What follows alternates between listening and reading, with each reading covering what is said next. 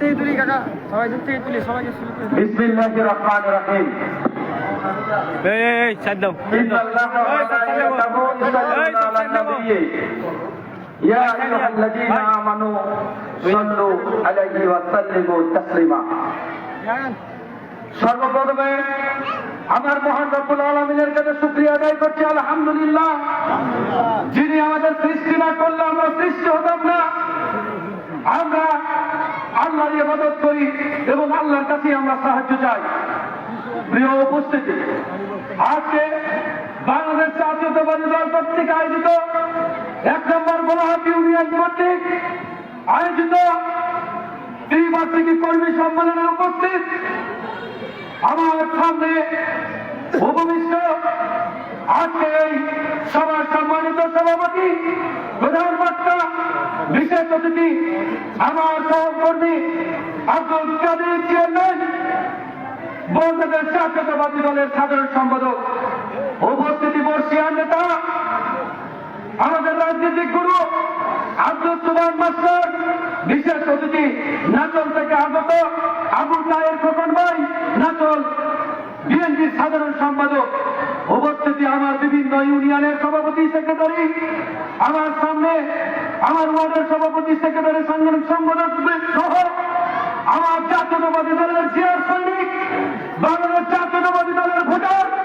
বাংলাদেশ জাতীয়তাবাদী দলের সমর্থক বৃন্দ, সকলের উপস্থিতি আজকে এই মঞ্চ, আজকে এই সভা উপস্থিত হওয়ার জন্য ধন্যবাদ জানাচ্ছি, আন্তরিক অভিনন্দন জানাচ্ছি। প্রিয় ভাইরা আমার, আপনারা জানেন বাংলাদেশ একটি স্বাধীন সার্বভৌমত্বের দেশ।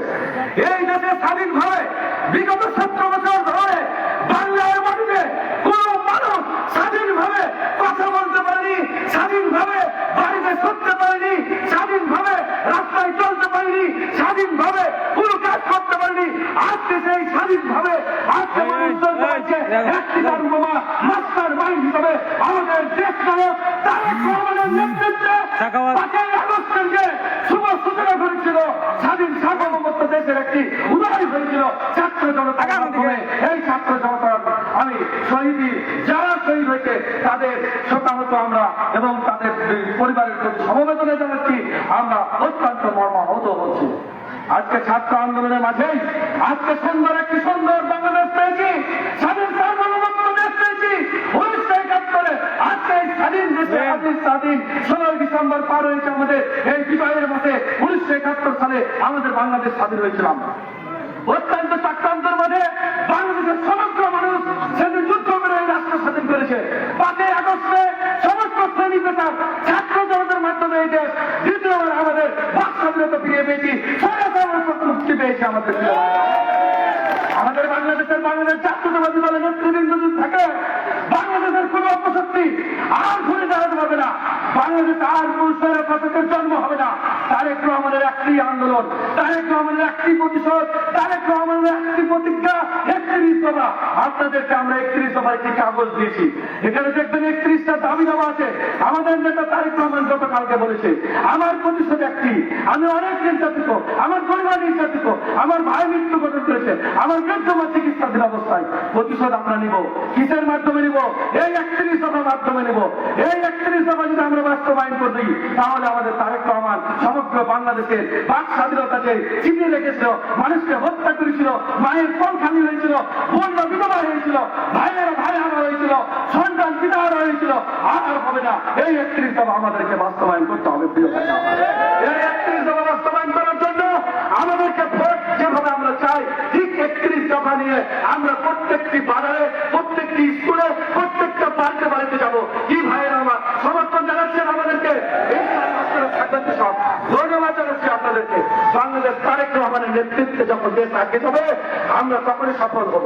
বাংলাদেশে যখন দুর্ভিক্ষ থাকবে না, বাংলাদেশে আর মায়ের সন্তান হারা হবে না, বাংলাদেশে আর কোনো বোন বিধবা হবে না, সেদিনই আমরা এই দেশ ফিরে পাবো। ব্যাংক লুট হবে না, সেদিন আমরা এই দেশ স্বাধীন সার্বভৌমত্ব দেশ, সুন্দর দেশ পাবো। প্রত্যেকটি মানুষ চাই আজকে বাঁচতে, প্রত্যেকটি চাই মানুষ আজকে নিজের অধিকার ঠিক রাখতে। আজকে স্বৈরতন্ত্র বিদায় হয়েছে, আমরা এই সরকারের কাছে উদাত্ত আহ্বান জানাবো, অনেক বিলম্বে অতি দ্রুত সেই হাসিনাকে ভারত থেকে ফিরিয়ে এনে বাংলাদেশের মাটিতে দ্রুত ট্রাইব্যুনাল যে গঠন করা হয়েছে তার মাধ্যমে রাষ্ট্রীয় আইনে যেই মামলা যেই বিচার হবে সেই বিচার দ্রুতভাবে ব্যবস্থা নেওয়ার জন্য আমরা এই সরকারকে উদাত্ত আহ্বান জানাবো। এই সরকারকে আরেকটি আবেদন জানাবো, অতি শীঘ্রই বাংলাদেশ আওয়ামী লীগের যত অপকর্ম নেতা কর্মীরা আছে তাদেরকে এই ট্রাইব্যুনালের মাধ্যমে বিচারের কাজ করে আনতে হবে। এই সরকারের কাছে আমরা দাবি জানাবো দ্রব্য মূল্য নিয়ন্ত্রণ রাখার জন্য। এই সরকারকে আমরা সহযোগিতা করব, বাংলাদেশ বিএনপি সহযোগিতা করবে ইনশাআল্লাহ। আমরা এটুকু আপনারা জানেন, ভোলাহাট বিএনপি আজকে ঘুরে দাঁড়িয়েছে।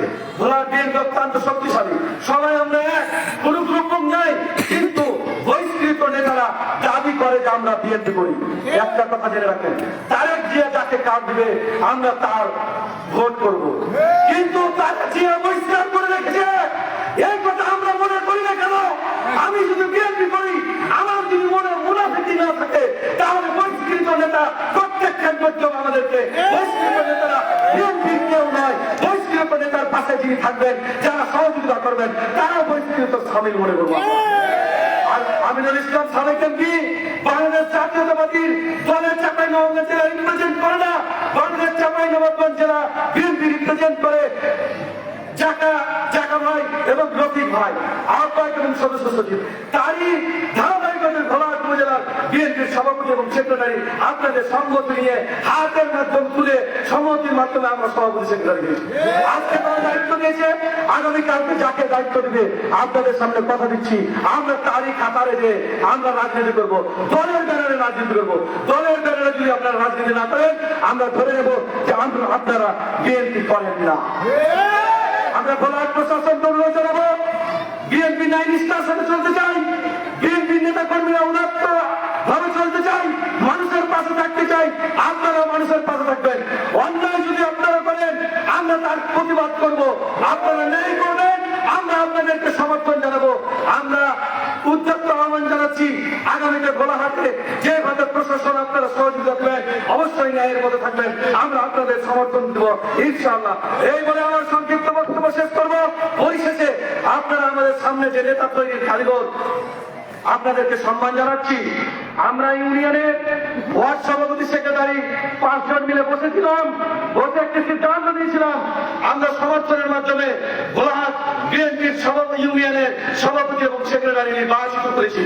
আপনারা কি এই সমর্থন দিবেন ইনশাআল্লাহ? যাকে